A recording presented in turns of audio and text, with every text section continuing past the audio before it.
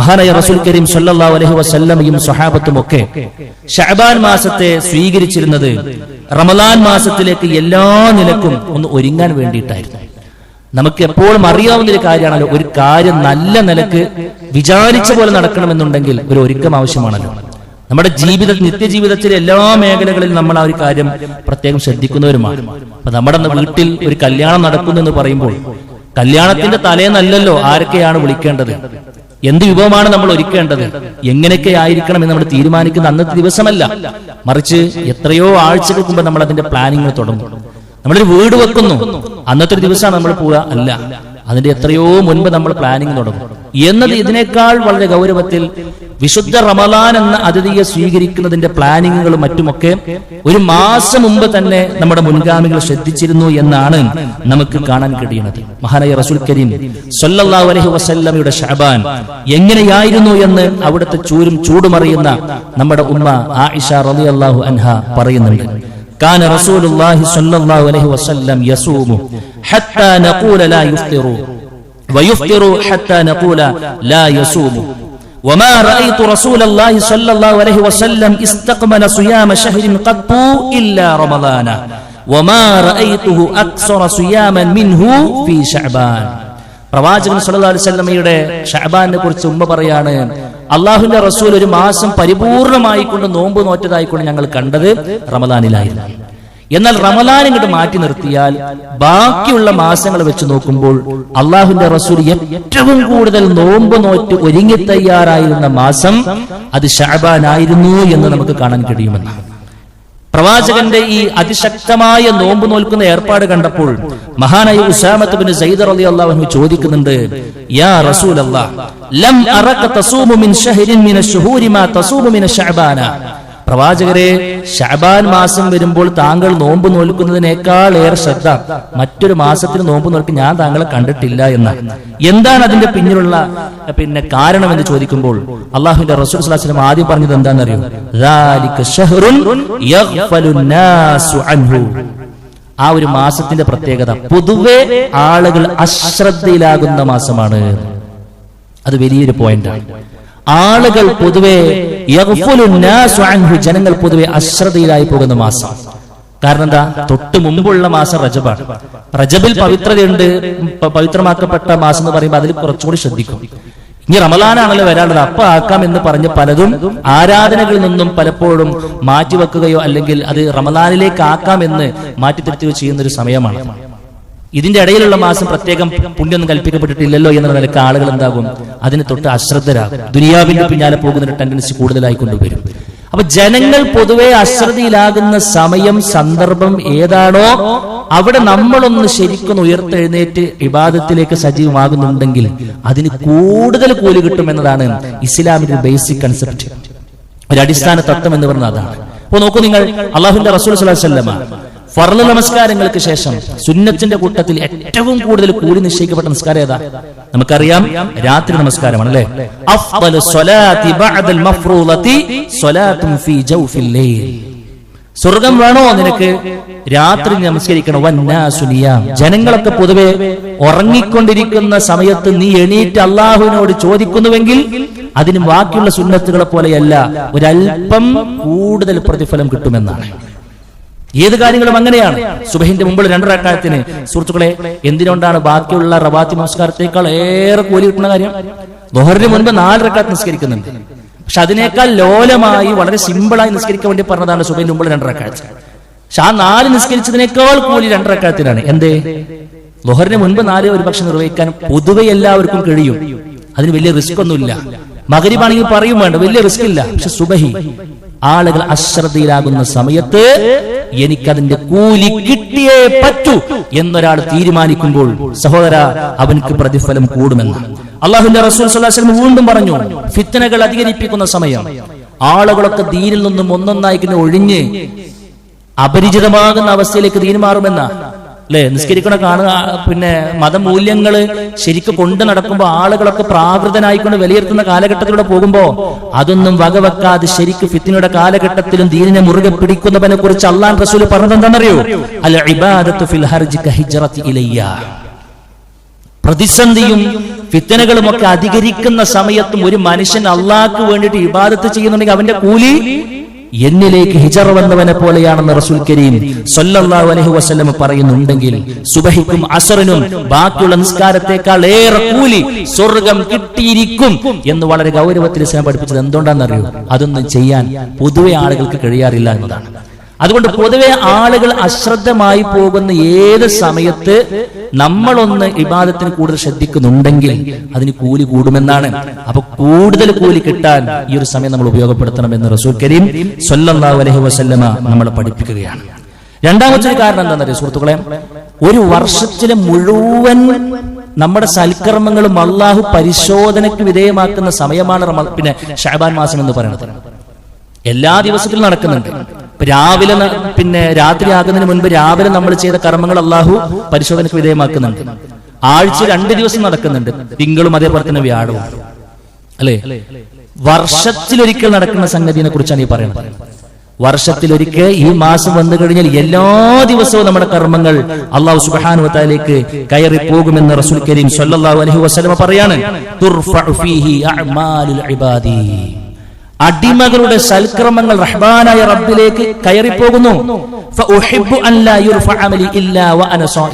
അതുകൊണ്ട് ഞാൻ ഇഷ്ടപ്പെടുന്നത് എന്റെ കർമ്മങ്ങൾ റബ്ബ് പരിശോധനയ്ക്ക് വിധേയമാക്കുമ്പോൾ ഞാനൊരു നോമ്പുകാരനാകാനാണ് ഞാൻ ആഗ്രഹം. എന്താ അങ്ങനെ പറയാനുള്ള കാരണം?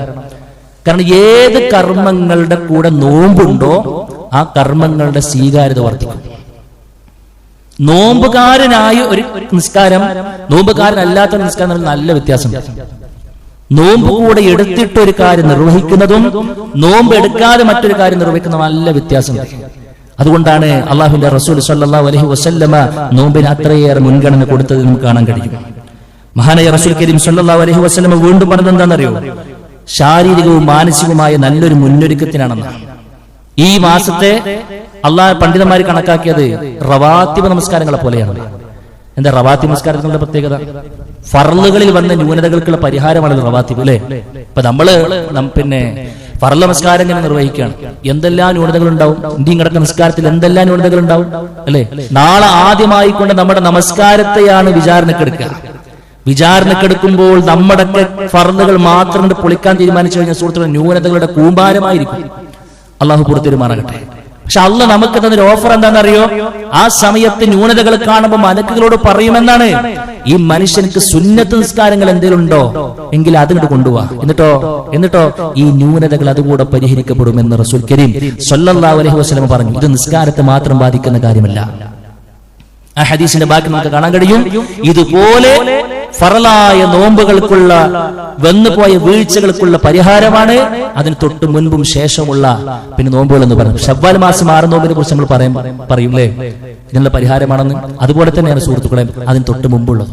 അപ്പൊ ഒരു നിർബന്ധമായ കർമ്മത്തിന് അപ്പുറവും ഇപ്പുറവും ചേർന്ന് നിൽക്കുന്ന നോമ്പുകൾ അതിനുള്ള പരിഹാരമാണെന്ന് റസൂൽ കരീം സ്വല്ലല്ലാഹു അലൈഹി വസല്ലം പറയാം. മാത്രമല്ല നമ്മൾ റമദാൻ മാസത്തിലേക്ക് പ്രവേശിച്ചു കഴിഞ്ഞാൽ വെറും നോമ്പ് മാത്രമാണോ ചെയ്യാം?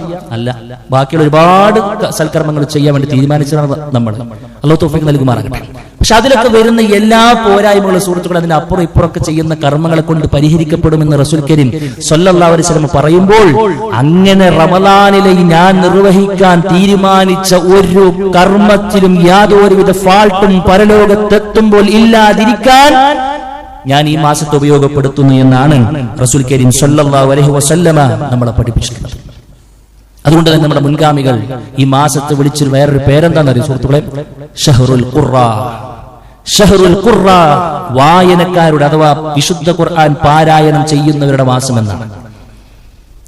വിശുദ്ധ ഖുർആൻ പാരായണം ചെയ്യുന്നവരുടെ മാസം. റമദാനിനെ കുറിച്ചല്ല പറഞ്ഞത്, റമദാൻ തൊട്ട് മുൻപുള്ള കാര്യമാണ്. അപ്പൊ നമ്മൾ എന്താക്കണം? ഈ മാസത്തിൽ തന്നെ വിശുദ്ധ ഖുർആനുമായിട്ട് നല്ലൊരു അറ്റാച്ച്മെന്റ് വരണം. സാധാരണഗതിയിൽ ഈ റമദാനിക്കൊക്കെ ഉണ്ടാകുന്ന ഒരു പ്രയാസം എന്ന് വെച്ച് കഴിഞ്ഞാല് ഒരു പിന്നെ തുടക്കത്തിൽ ആവേശം ഉണ്ടാവും. പലപ്പോഴും നമ്മൾ കണ്ടിട്ടുണ്ട്, തുടക്കത്തിൽ ആവേശം ഉണ്ടാവും. ആദ്യത്തെ ഒരു ദിവസം ഒരുപാട് ആളുകൾ ഉണ്ടാവും. ഒരു 5-6 ദിവസം കഴിഞ്ഞ് അതിങ്ങനെ കുറവാകും. പിന്നെ ഇങ്ങനെ അവസാന 10 ആകുമ്പോഴേക്കും നല്ല ഗണ്യമായ കുറവ് എല്ലാ ഏരിയകളും നമുക്ക് കാണാൻ കഴിയും. ആദ്യത്തെ ഒരു ദിവസം വളരെ ആവേശത്തോടു കൂടെ ഖുർആൻ പാരായണമൊക്കെ തുടങ്ങി വെച്ചിട്ടുണ്ടാവും. കുറച്ച് ദിവസം കഴിയുമ്പോഴേക്കും അത് ഇട്ടുവിടുകയാണ്. ഒരു തവണ പോലും ഖത്തം തീർക്കാനുള്ള തൗഫീക്ക് ലഭിക്കപ്പെടാതെ പോകുന്ന എത്രയോ വരുന്ന മനുഷ്യന്മാർ. അതെന്താണെന്നറിയോ? അത് നമുക്ക് ശീലമാകാത്തത് കൊണ്ടാണ്.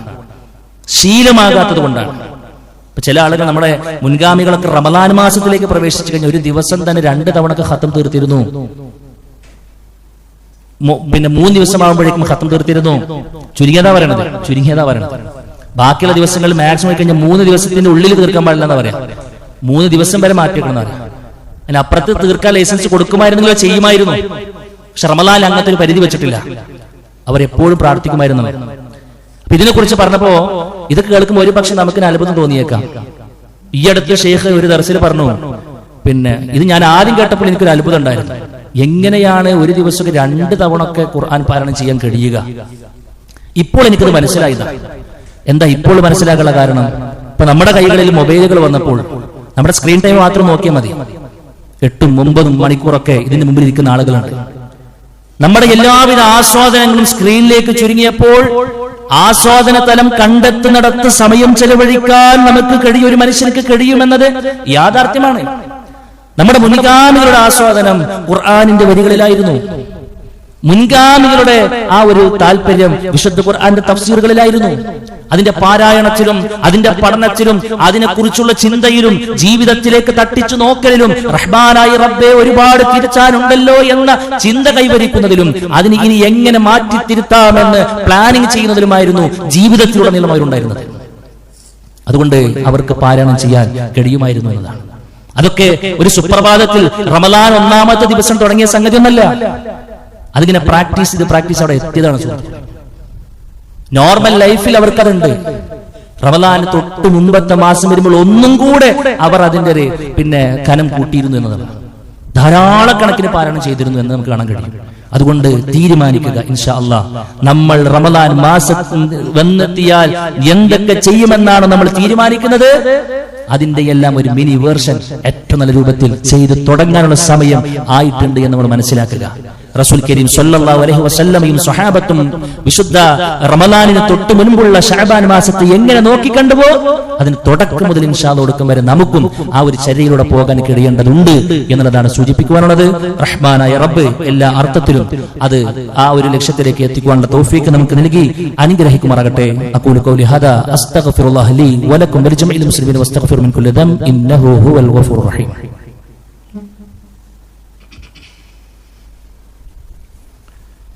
അൽഹംദുലില്ലാഹി വഹ്ദഹു വസ്സലാത്തു വസ്സലാമു അലാ മൻ ലാ നബിയ്യ ബഅദഹു. അല്ലാഹു സുബ്ഹാനഹു വ തആലയുടെ വിധികളും വിലക്കുകളും മാനിച്ചുകൊണ്ട് ജീവിക്കണമെന്ന് വീണ്ടും ഓർമ്മപ്പെടുത്തുന്നു. സുഹൃത്തുക്കളെ, ശഅബാൻ മാസത്തിന്റെ മറ്റൊരു പ്രധാനപ്പെട്ട പ്രത്യേകത എന്ന് പറയുന്നത് അല്ലാഹു സുബ്ഹാനഹു വ തആല അവന്റെ മുഴുവൻ അടിയാന്മാർക്കും പുറത്തു കൊടുക്കുന്ന ഒരു ദിവസം അതിലുണ്ട് എന്നതാണ്. മഹാനായ മുആദ് ഇബ്നു ജബൽ റളിയല്ലാഹു അൻഹു ഉദ്ധരിക്കുന്ന ഹദീസ് നമുക്ക് കാണാം. യത്തലിഉ അല്ലാഹു ഇലാ ജമീഇ ഖൽഖിഹി ലൈലത്തൻ നിസ്ഫി മിന ശഅബാൻ. ശഅബാൻ മാസത്തിന്റെ പകുതിയാകുമ്പോൾ അഥവാ 15ന്റെ തലേന്ന് ഫയഗ്ഫിറു ലിജമീഇ ഖൽഖിഹി, അല്ലാഹു സുബ്ഹാനഹു വ തആല അവന്റെ അടിയാന്മാരിലേക്ക് എത്തി നോക്കുമെന്നാണ്. ശഅബാൻ 15ന്റെ രാത്രിയിൽ പ്രവാചകൻ സ്വല്ലല്ലാഹു അലൈഹി വസല്ലം പറയാ, അല്ലാഹു അവന്റെ അടിയാന്മാരിലേക്ക് എത്തി നോക്കുന്നു. എന്തിനെത്തുന്നു? ഫയഗ്ഫിറു ലിജമീഇ ഖൽഖിഹി, അവന്റെ എല്ലാ അടിമകൾക്കും അല്ലാഹു പുറത്തു കൊടുക്കും. 2 വിഭാഗത്തെ മാറ്റി വെച്ചു, അവർക്ക് പുറത്തു കൊടുക്കൂല. ഒന്നാമത്തെ വിഭാഗം ആരാന്നറിയോ? ലിമുശ്രിക്കിൻ, അല്ലാഹുവിൽ പങ്കു ചേർത്ത ആൾക്കാർ. അല്ലാഹുക്ക് കൊടുക്കേണ്ട ഹക്കിൽ എന്തെങ്കിലും ഒന്ന് മറ്റു ആളുകൾക്ക് കൊടുക്കുന്നുണ്ടെങ്കിൽ, അത് നബിയോടാകട്ടെ സ്വാലിഹീങ്ങളോടാകട്ടെ ആരോടാകട്ടെ, തങ്ങന്മാർക്കാകട്ടെ ബീവിമാർക്കാകട്ടെ, എവിടെയും കൊണ്ടുപോയി കൊടുക്കുന്നുണ്ടെങ്കിൽ, അവന്റെ ആഗ്രഹങ്ങളും അഭിലാഷങ്ങളും മറ്റൊരാൾ ചോദിച്ചിട്ടുണ്ടെങ്കിൽ, അള്ളാഹ്ക്ക് കൊടുക്കേണ്ട ഇബാദത്തിൽ ഏതെങ്കിലും ആവശ്യം മറ്റാർക്ക് കൊടുക്കുന്നുണ്ടെങ്കിൽ, സുഹൃത്തെ മാറണം എന്നുള്ളത് സൂചിപ്പിക്കണം. ഇത്ര വലിയൊരു ഓഫർ കിട്ടിയിട്ട് എല്ലാ കർമ്മങ്ങളും റഹ്മാനായ റബ്ബിലേക്ക് എല്ലാ ദിവസവും കയറിപ്പോയി വിചാരണകൾ നടന്ന് അവിടെ തന്നെ ആ നിലക്കുള്ള റഹ്മാനായ റബ്ബ് നമ്മളെ കുറിച്ച് തൃപ്തിപ്പെട്ട് പകുതിയാകുമ്പോൾ എല്ലാ ആളുകൾക്കും പുറത്തു കൊടുക്കാൻ വേണ്ടി റെഡിയായി നിൽക്കുമ്പോൾ നമ്മുടെ ചില അശ്രദ്ധകൾ കാരണം, പഠിക്കാനുള്ള മനസ്സ് കാണിക്കാത്തതിന്റെ കാരണം, പാരമ്പര്യത്തിന്റെ ഊക്ക് പറഞ്ഞത് കാരണം, ഞങ്ങളാണ് കൂടുതലെന്ന വീമ്പിളക്കിയത് കാരണം പല ആളുകളും ഇന്നും നഊദു ബില്ലാഹ് ശിർക്കൻ ആശയങ്ങളിലാണുള്ളത്. പഠിച്ചോളും സുഹൃത്തുക്കളെ, അവനവന്റെ ഖബർ ആലോചിച്ചുകൊണ്ട് ഞാൻ ഇപ്പോൾ ഒത്തി നിൽക്കുന്ന വിശ്വാസം അതിൽ വല്ല ശിർക്കും വന്നിട്ടുണ്ടോ എന്ന് ആത്മാർത്ഥമായി തട്ടിച്ചു നോക്കിക്കളെ. രണ്ടാമത്തെ ടീമാരാന്നറിയോ? ഔ മശാഹിൻ, അഥവാ പരസ്പരം പിണങ്ങി നിൽക്കുന്ന ആളുകളാണ്, അകാരണമായി പിണങ്ങി നിൽക്കുന്ന ആളുകളാണ്, തെറ്റി തമ്മിലടിച്ചു നിൽക്കുന്ന ആളുകളാണ്. അവരുടെ പിണക്കം മാറ്റിവെക്കാതെ രണ്ടു പേർക്കും റഹ്മാനായ റബ്ബ് പുറത്തു കൊടുക്കൂല. എത്ര വലിയ നഷ്ടമാ സുഹൃത്തുക്കളെ. ദുനിയാവിന്റെ ഇത്തിരി പോകുന്ന നിസ്സാര കാരണങ്ങളുടെ പേര് പറഞ്ഞ് ഈഗോ അടിച്ച് ഒന്ന് താന്നു കൊടുക്കാനുള്ള മനസ്സ് കാണിക്കാതെ വീമ്പിളക്കി നെഞ്ചും പിരിച്ച് നടന്നാൽ പരലോകത്തേക്ക് ഒന്നും ഉണ്ടാവില്ല. അള്ളാഹുവിന്റെ ഒരു ഓഫറും ആ മനുഷ്യർക്ക് കിട്ടൂല. രണ്ട് കാര്യം പറഞ്ഞത്, ഒന്ന് അള്ളാഹുവിനോടുള്ള ഹക്ക്, രണ്ട് സൃഷ്ടികളോടുള്ള ഹക്ക്. രണ്ട് ആ പേരോടും നമുക്ക് ചില ഹക്കുകളുണ്ട്. അത് മനോഹരമായി പൂർത്തീകരിച്ച് താഴേണ്ടടുത്ത് താഴ്ന്നും പുറത്തു കൊടുക്കേണ്ടത് പുറത്തു കൊടുത്തും വിട്ടുകൊടുത്തും മാപ്പ് കൊടുത്തും ഒക്കെ എല്ലാവരോടും നല്ല ബന്ധം കാത്തു സൂക്ഷിച്ചാൽ ഇൻഷാ അല്ലാഹ് റഹ്മാനായ റബ്ബ് വർഷത്തിൽ ഒരിക്കൽ നമുക്ക് നൽകാൻ പോകുന്ന തൗഫീഖ് സഹോദര തടയപ്പെടുകയില്ല. അല്ലാഹു സ്വീകരിക്കുമാറാകട്ടെ. അതുകൊണ്ട് ആ ഒരു കാര്യം വളരെ ഗൗരവത്തിൽ നാം പ്രത്യേകം ശ്രദ്ധിക്കണം എന്നുള്ളതാണ് സൂചിപ്പിക്കുവാനുള്ളത്. അതുകൊണ്ട് എല്ലാ അർത്ഥത്തിലും ശഅബാൻ മാസത്തിന്റെ മഹത്വം നമ്മൾ ഉൾക്കൊണ്ട് പ്രവാചകൻ സല്ലല്ലാഹു അലൈഹി വസല്ലം പഠിപ്പിച്ച ആരാധനകളുടെ വിഷയത്തിൽ കണിശത പുലർത്തി വിശുദ്ധ റമദാനിലേക്കുള്ള എല്ലാ നിലക്കും മാനസികവും ശാരീരികമായ ഒരുക്കങ്ങൾ നടത്തി അതിന് തടസ്സമാകുന്ന എല്ലാവിധ ചെയ്തികളും വിട്ടുനിന്ന് ഏറ്റവും നല്ല രൂപത്തിൽ അള്ളാന്റെ റസൂൽ എങ്ങനെ റമദാനിലേക്ക് പ്രവേശിച്ചോ അങ്ങനെ പ്രവേശിക്കാൻ ഇൻഷാ അല്ലാഹ് നമുക്ക് കഴിയേണ്ടതുണ്ട്. അല്ലാഹു തൗഫീഖ് നൽകി അനുഗ്രഹിക്കുമാറാകട്ടെ.